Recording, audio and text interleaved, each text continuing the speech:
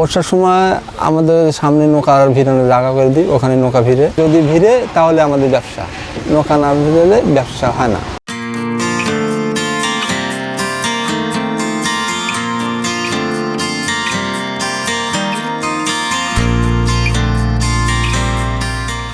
এখানে 6 মাস না 5 মাস হলে বান থাকে, আর বাদ বাকি সবসময় খোলা। 6 সালে এই রাস্তাটা হয়েছে। হ্যাঁ, এই রাস্তা হওয়ার পরে পর্যটন আস্তে আস্তে বাড়ে।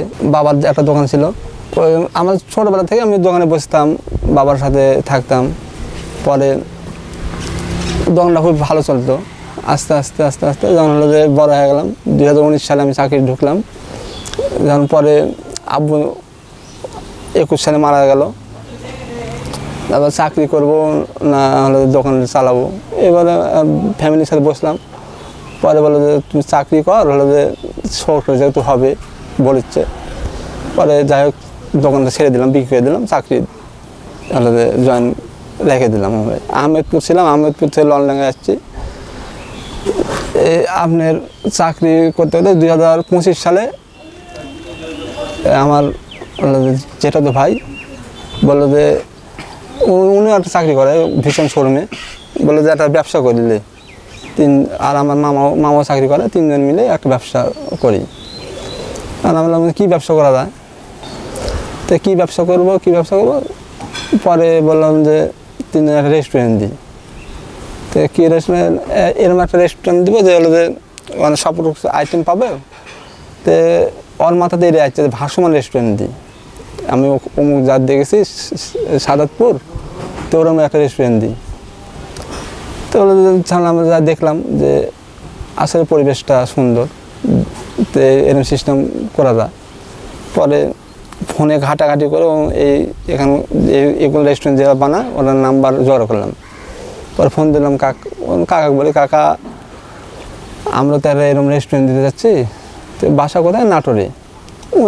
আপনি এদিকে আসেন, এক পাক আসে এই জায়গাটা দেখে যান, আর কীরকম কী খরচ হবে, তাহলে যে এখানে হবে কি না। আমি ওই কাকা এলো, এসে দেখলো, দেখে বলে হ্যাঁ হবে। তো আমি বললাম যে আসলে এই স্ট্যান্ডের উপর করবেন না ভাসমান করবেন? বলে দুইটা যে কোনো যেটা করবে সেটাই ভালো লাগবে, কিন্তু ভাসমান করলে একটু ভালো লাগবে, মানে সুন্দর, যেটা মানুষের আকর্ষণ ভাসমান।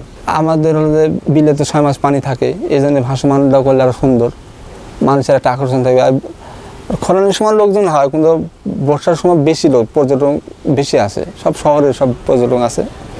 এই জন্যে 3 জন হলো যে বসলাম যে আসলে ভাসমান করবো না স্ট্যান্ডের উপর করবো। তো এই চিন্তা ভাবনা করলাম যে 6 মাস যেহেতু পানি আসে, এই ভাসমানই করি। পরে 3 জনে মিলে এই ভাসমানটা আমরা ইয়ে করলাম, যে নাম দিব কি, মানে এর একটা পরিকল্পনা আছে নাম। পরে 3 জন ভাবলাম যে নাম একটা ইউনিক একটা নাম দিই, কুটুমবাড়ি। মানে এই জন্যে আরেকটা নাম আমরা চয়েস করেছিলাম, তো ওই ওয়ার্ডে আমার এই নামটা হলো যে ভালো লাগছে। 3 জন মিলে আমরা বসে যে কুটুমবাড়ির নাম দিলাম। প্রথমে আমরা চিন্তা ভাবনা করলাম যে চটপটি, ফুচকা,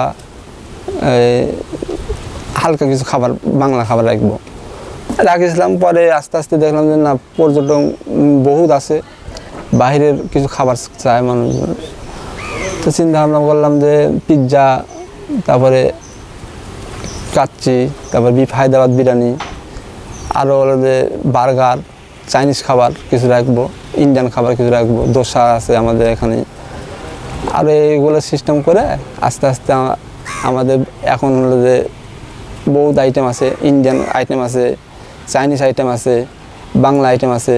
আমরা চিন্তা ভাবনা করলাম যেমন দূর দূরান্ত থেকে লোকজন আছে, রাজশাহী, বগুড়া, নওগাঁ থেকে আসে, ওনারা তো মনে আসে একটু ভারী খাবার খাবে, এই জন্যে আসলে এই প্রতিষ্ঠানটা দেওয়া। আমাদের চিন্তা ভাবনা ছিল যে 40-45 লাখ এরকম, কিন্তু যে আমাদের আইডিয়া যে ছিল তার সে একটু বেশি হয়ে গেছে। 85 জন 90 জন লোকজন বসানো যায় এখানে, আর ভিতরে জায়গা আছে। বর্ষার সময় আমাদের সামনে নৌকার ভিড়ানোর জায়গা করে দিই, ওখানে নৌকা ভিড়ে। যদি ভিড়ে তাহলে আমাদের ব্যবসা, নৌকা না ভিড়লে ব্যবসা হয় না। এই 4 গ্রামে মিলে মোটামুটি 1-150টা নৌকা আছে। এমন আমার কিছু জমি ছিল, জমি মনে করেন জমি কন্ট্রাক্ট রেখেছিলাম, আর কিছু মনে আগে থেকে টাকা পয়সা ছিল যে চাকরি করে জমা রাখছিলাম, ওই টাকা দিয়ে মানে এই প্রতিষ্ঠানটা। আর কিছু হলে আমার ফ্যামিলি শ্বশুর বাড়ি, আমি বিয়ে করেছিলাম, শ্বশুর বাড়ি থেকে কিছু হেল্প করেছিল, এই দিয়ে মনে করেন স্টার্ট করেছে। সিজনে আমার একটু ভালো সেল হয়, আর সিজন ছাড়া মানে শীতের ভিতরে একটু সেলটা কম হয়। চিন্তা ভাবনা আছে যে আমাদের সামনে আরও বাড়াবো। আর নতুন একটা সিস্টেম দেখলাম যে হলো 2 তালা করার সিস্টেম, যে সামনে ওখানে দুই কোণার দুই তালা করবো, ওই সিস্টেম 2 তালা, যে আর উপর দিয়ে লাইটিং করবো, এই চিন্তা ভাবনা আছে। দেখা যাক আল্লাহ কী করে।